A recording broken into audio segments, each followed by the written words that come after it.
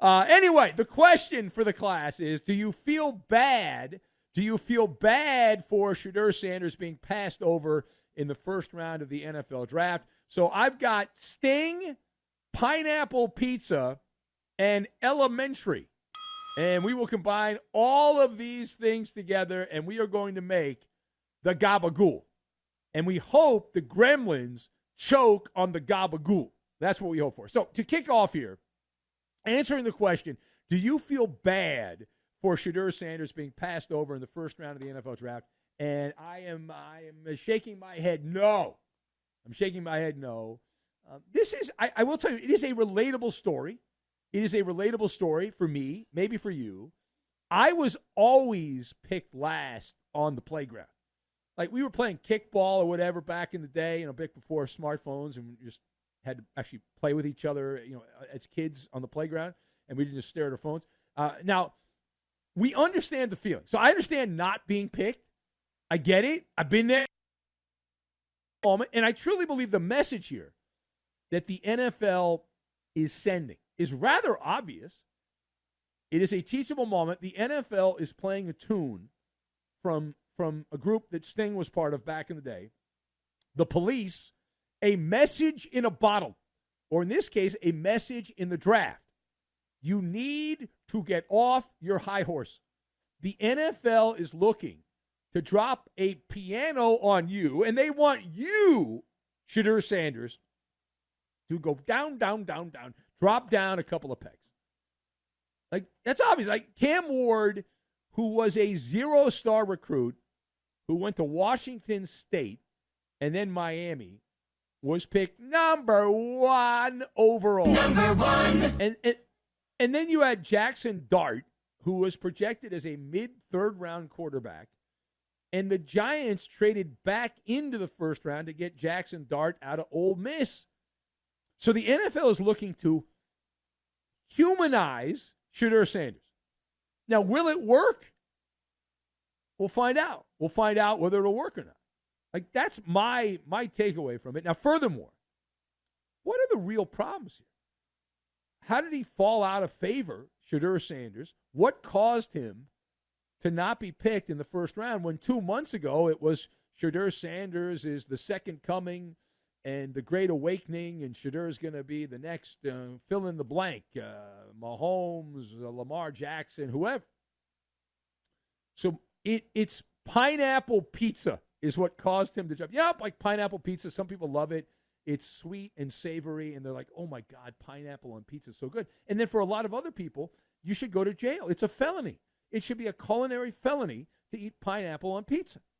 And Shedeur was harpooned by the double whammy. The double whammy. Seen as what? Spoiled, entitled, the attitude mixed with the perceived foggy skill set that does not translate to the NFL. So those arguments are there, that his arm is not strong enough, that he's not athletic enough, he's not elite in any of those areas. And the biggest thing that I keep hearing about Shedeur Sanders is he's just too slow, that he doesn't process defenses. He was 110th in Division I football last year in time to throw the ball. He ranked 110th, which is not in the 99th percentile. That's in like the 1 percentile, which is not where you want to be.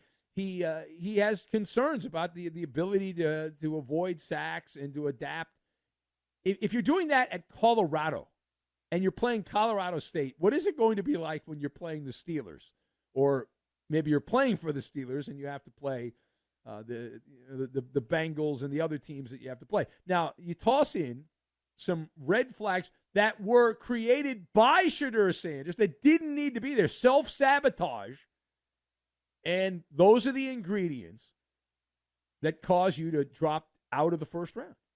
The arrogance, and I'm just telling you what we're hearing. I mean, you've seen the same things. We've all seen it. There were comments that during the pre-draft interview, he was walking around like when he went to the bathroom to do a duty, it was gold that came out of his tuchus, that this guy is God's gift to football. Now, he's not the only one. There's a lot of these guys that have been coddled from the beginning. And we know that Shedeur Sanders won the genetic lottery, and he was born on third base with the Deion Sanders money that he made and all that. But Shedeur Sanders, if you're arrogant and there's questions about your athleticism and your arm strength and all that stuff, and then during the pre-draft interviews that took place, and this has all been reported, you rubbed a lot of people the wrong way. You challenged people in meetings. You did not have the proper decorum. And so they thought, well, this guy's an a-hole, and there's questions, and it's insubordination. You're acting like these people that were working for the teams are below you. Now, even if you believe they are below Shedeur Sanders, you don't act that way. I mean, you haven't done anything. Now, some have said, and Andre from the Commonwealth called up earlier, and he's like, well, he's going to fall upward. That this is the new spin, that everything's going to be okay. He's going to fall upward. And even after falling out of the first round of the draft, even out of free falling, the Shedeur Sanders Marching and Chowder Society still working overtime.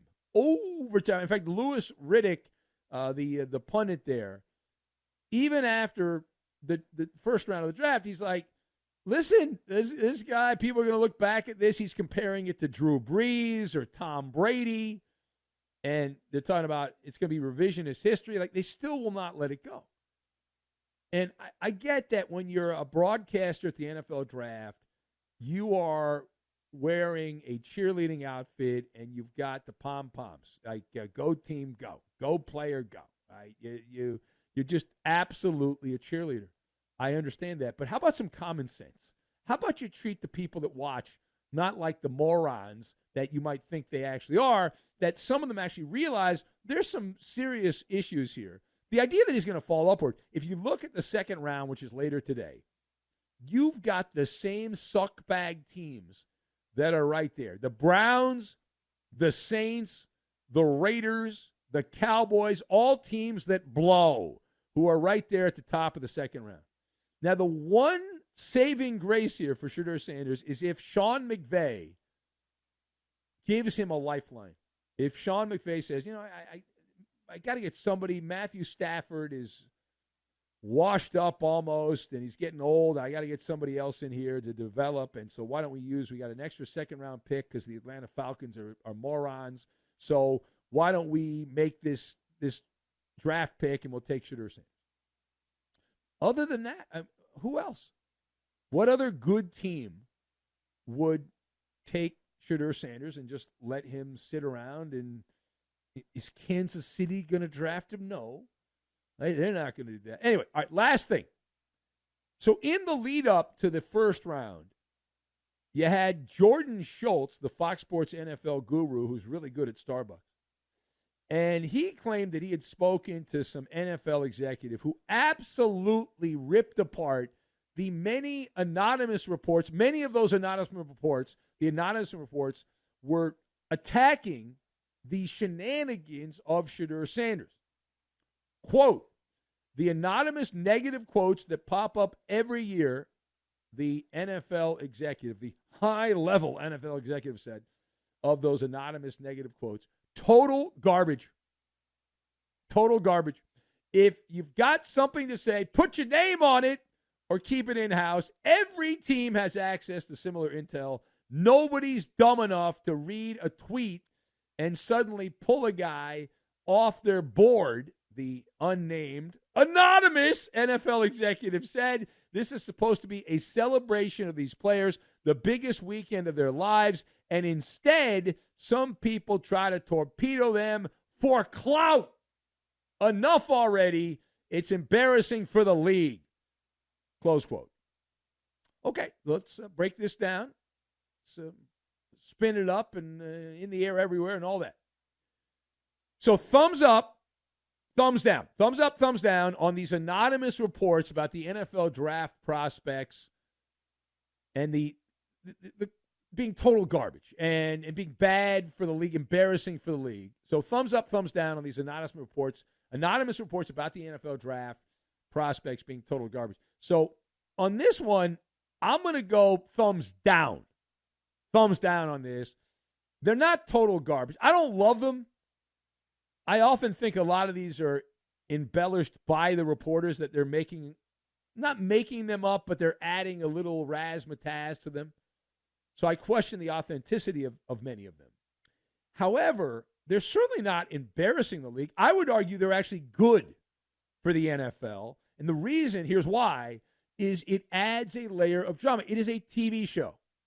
And it's a soap opera. And it's relatable. It's either relatable because everyone knows somebody who's arrogant, who's a trust fund baby, who's a schmuck, right? We all know someone like that in life, or maybe you did when you were younger. We also know someone that has to face criticism. Maybe you face criticism, and it's unfair. So either you're sympathetic to Shedeur Sanders or you agree with the criticism. But either way, it's not bad for the NFL. It's not. And the other thing about this, assuming these reports are accurate, it's elementary.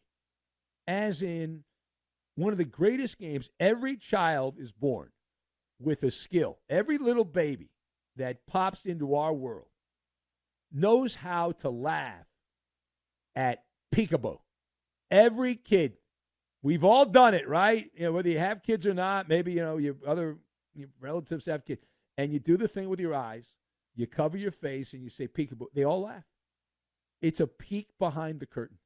And that executive ripping the anonymous quotes while being anonymous is peak 2025 NFL.